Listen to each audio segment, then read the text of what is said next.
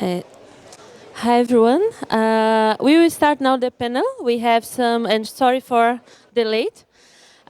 We were expecting to have some representatives, and actually there is a plenary now at this moment. Some dialogues going in the plenary, and so we have a different set for our panel. Unfortunately, the representative from the UAE presidency is not here, because he needed to go to the plenary, and I am not Fernanda Carvalho, and neither is Stella, because I am replacing them, because both are unfortunately sick. And so I'm Cynthia Feitosa from the Institute for Climate and Society. I will moderate this panel, but it will be shorter than we were expecting at this point. And so I will invite to take their seats Mr. Rovshan Mirzayev, COP29 senior negotiator and lead for Troika G20 and G7, please. And Pedro Ivo, who is coordinator at the climate department at our Minister of Foreign Affairs. Please take your seats. And we will have like 5 minutes of intervention from each of them. Then I will open for 3 questions from representatives from civil society that we invited to be here with us to discuss like the next steps of Troika and the Mission 1.5 and the outcomes of COP29. And so we will have only like 40 minutes of event so they can go also to the dialogue. And thank for your time. We really appreciate your presence in this. I hope we are on the verge of finalizing texts and negotiation to have an outcome tomorrow. And so I will start with Mr. Rovshan about how Troika and Mission 1.5 were relevant for setting the tone for this presidency and also for you guys to have good outcomes at COP29. And thank you for your time. You have 5 minutes. Thank you for invitation and thank you for having time to this hectic day and coming here. So actually this dialogue started from the Bonn session and now we are happy to host you here in COP29. Welcome, and we hope that the COP29 will put the legacy for the global climate action from now on to enhance and start to implement the Paris Agreement. Now I am honored to be with you, and I would like also to congratulate the Brazilian, our partners, for their upcoming COP presidency and also the very good organization of the G20 presidency and finalizing it. So in regard to the 1.5 mission, this is the mandate, and not only mandate and commitment, but also the moral duty of the Troika, starting from the COP28 and continue COP29 and to handing over to COP30. So now the future of our planet now hinges on the choices that we will make here COP29. At COP29 presidency, Azerbaijan also tries to lead by example in the region. We are enhancing the mitigation as part of the important pillar of the NDCs in the region through the connecting the countries through the green corridors from Caspian Sea to the Europe. Now the science is clear. We must limit the global warming 1.5, and the final documents that is now discussing on the table are reflecting it very clearly. And ahead of us, in my vision or in our COP29 vision, is 3 main, I would say, the elements that how we should follow up the 1.5 mission roadmap. First is NDC process. All we know that the NDCs must be due to February 2025 and to be finalized at the COP30. In this process, Troika is enhancing ambition through the international cooperation enabling environment. So we will keep this process to touch all the pillars of the NDC. It is the designing, communicating, and implementing. In that sense, the second element is the mobilizing the climate finance, which is now turning point at the COP29 with ambitious, fair and effective adoption of the new collective quantified goal. In that very important stage, critical period of the time, all the parties should come together to define the future of the global climate action, how to implement the pledges and the promises that we had before and now to move forward. And third is technology and capacity building. The clean technologies should be forefront for the implementing our mitigation and adaptation ambitions coming from the GST that we agreed. In that sense, also the sharing and enhancing knowledge through the international collaboration, I think will be the Troika's continued mandate and its activities. Additionally, we think that the equity must guide us.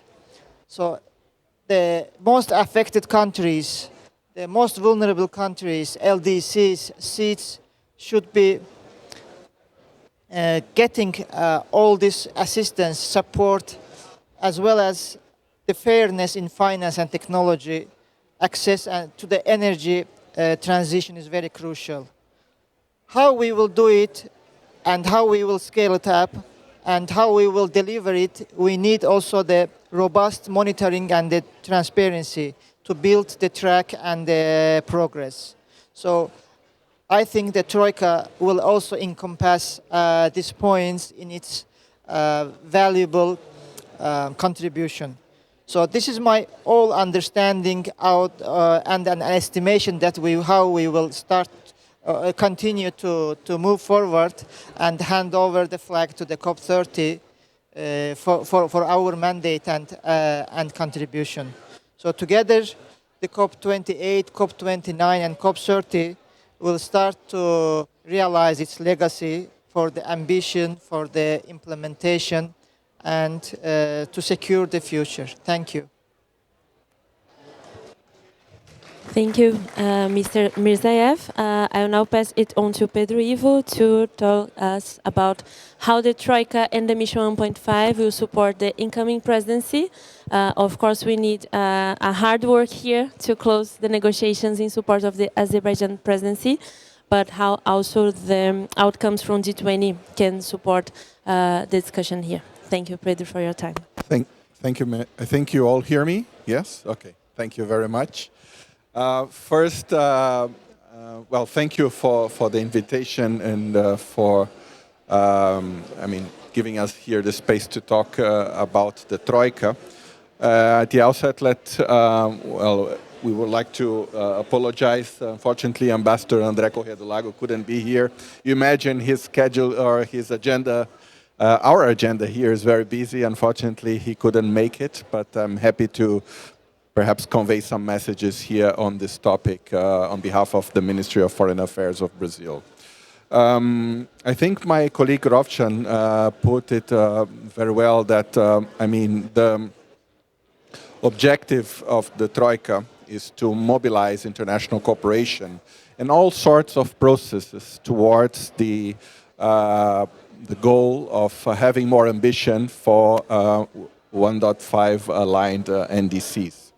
And I think one of the processes that we, as incoming co-presidency, but mainly as former G20 presidency, one of the processes that we wanted to mobilize towards this goal was, I think, accomplished through the task force on mobilization against climate change within our G20 presidency, the so-called TF Clima, that we organized throughout this year. I think that task force was very instrumental towards this goal because we focused on two specific, two main pillars. One is that we called resetting action, and the other one called resetting finance. On the resetting action pillar, we came forward as G20 members to convey a clear message on the importance of having economy-wide bold NDCs, of course, country-owned NDCs, but bold and economy-wide.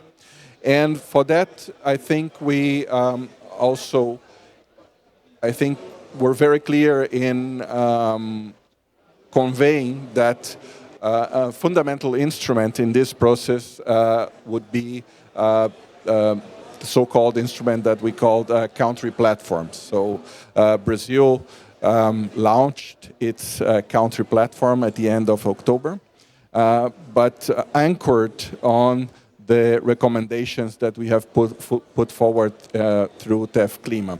And we see these country platforms that may sound abstract in its definition, but it's aimed at connecting investments with developmental goals and, of course, climate ambition.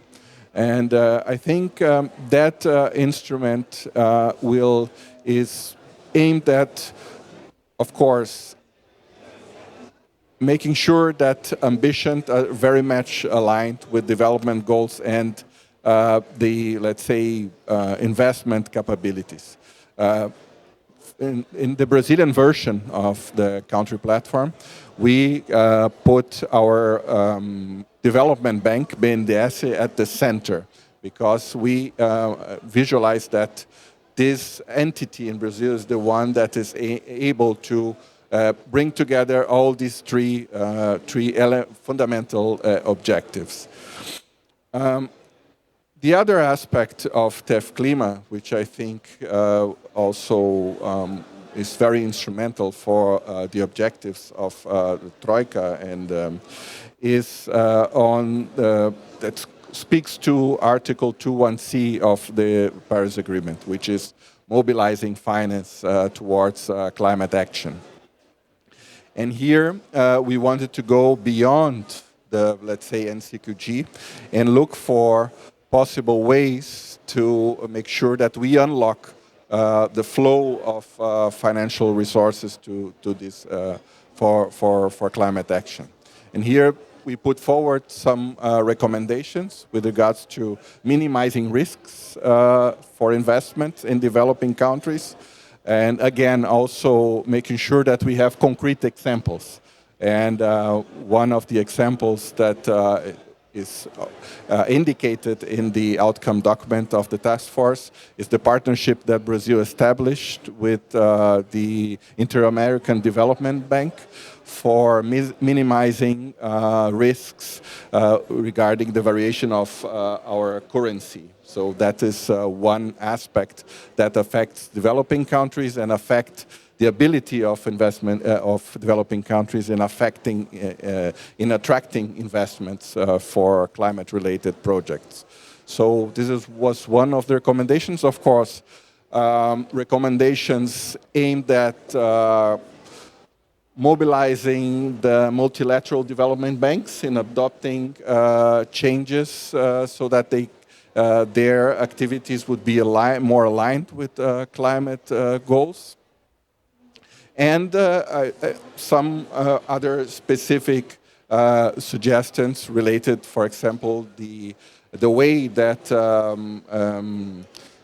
credit rating agencies factor in the climate-related aspects. So I think TEF Clima, by tackling these two topics, I think was instrumental for the goals of the Troika.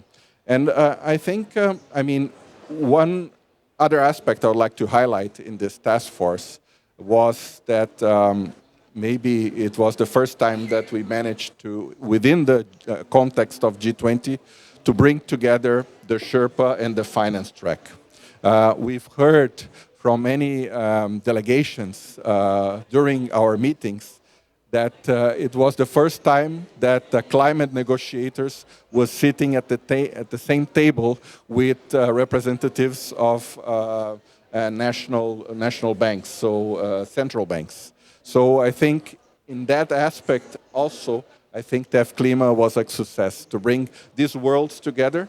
And we sincerely hope that the South African presidency will bring this, continue with this format, which I think is bound to bring, I think, even more concrete results in the future. Thank you. Thank you, Pedro Ivo. I know that many people here are very curious to know how is it also influencing here the discussion on finance and provision of resource for developing countries in a way that we can have good results here and including paving the way for COP30. I will now invite some colleagues from civil society. I will start with Annabella Rosenberg to take a seat here with us to pose a question to our presidencies that are here represented. You have 5 minutes for your intervention, and then we will rotate. Thank you, Annabella. And please, if you can introduce yourself properly. You introduce me first properly. Hello, everyone. Bon dia, salam. My name is Annabella Rosenberg. I work for the Climate Action Network as their senior advisor on just transition. Nice to see you, Pedro Ivo. It's been a long time. So thank you very much. First, of course, to Brazilian civil society for this opportunity to bring a couple of thoughts. The Climate Action Network has been engaging quite intensively with the Troika in the past few months, in particular in the context of NDCs that are aligned to our 1.5 ambition. There are going to be a couple of colleagues that are going to be bringing some of those elements. But I guess looking at the arc that has been built from Dubai to here in Baku and then to Belém next year, our sense is that on top of the critical conversation we are facing today in this COP on climate finance, there is something or maybe a reason for which the Paris Agreement has not yet delivered to its ambition and goals, and it's justice. And how justice is actually accompanying climate action across the board, whether this is domestically, and we know we are facing several challenges when it comes to energy access and inequalities and jobs and the need for protecting workers and multiple dimensions of justice that are not yet there. And in the Climate Action Network, our sense, going also with the friends in the trade union movement, feminists, indigenous peoples, there is a sense that we have been building since Sharm el-Sheikh, then going through UAE, and here in Baku, and hopefully in Belém, an arc that can help us, figure out a way in which multilaterally governments can agree on what they are going to be doing together to achieve that progress in justice, which for us has a home in that Just Transition Work Program that is negotiated here. But if we zoom out from the negotiation for a second, we do know that the Troika has not really been engaging publicly, at least, on that justice aspect of a 1.5 aligned trajectory. And I guess my question to you both is, how do you see this coming probably a bit more strongly in the way in which you are engaging with parties here? We could see in the G20, for example, a very interesting dynamic about this messaging and just transition, and it's there with the principles, and this is something that was interesting to see, and certainly something civil society wants to engage on. But right now, the Azerbaijani presidency has a really good opportunity to send a political signal here that just transition is not just a word, something that we are negotiating on, but there is a political commitment here to deliver concrete outcomes on justice as soon as Belém. So it's quite interesting to see this Troika happening and see how in the next couple of hours, 48 hours to go, whether you see the Troika somehow helping connect the dots between 1.5 alignment and just transition / justice in the way in which we do climate action.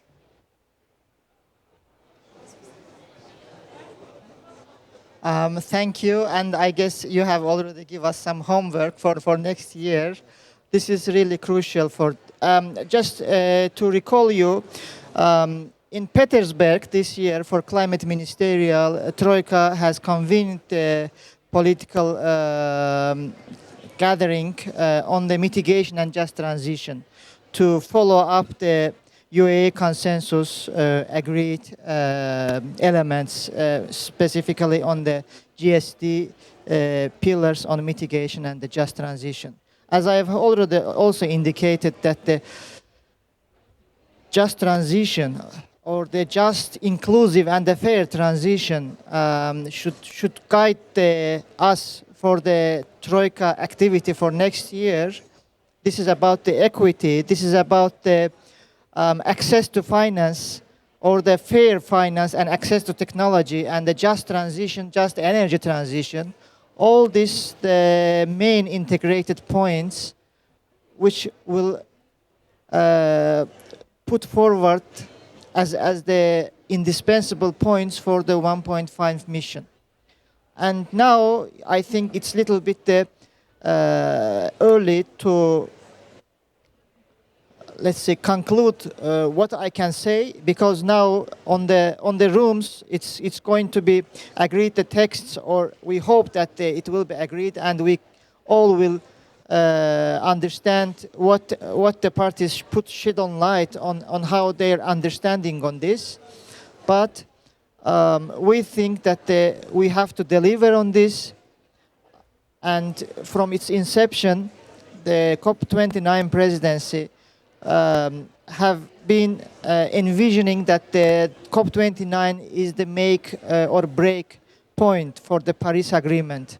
If we would like to deliver and to implement our pledge on what we have agreed in the UAE, we need the robust, fair and ambitious means of implementation, and specifically on climate finance. So my point is that let's be patient and see what will deliver the COP29 by the parties. Thank you. Very quickly, if we have time, just 2 points here. I think, of course, just transition is one fundamental aspect of our climate foreign policy, let's say, agenda.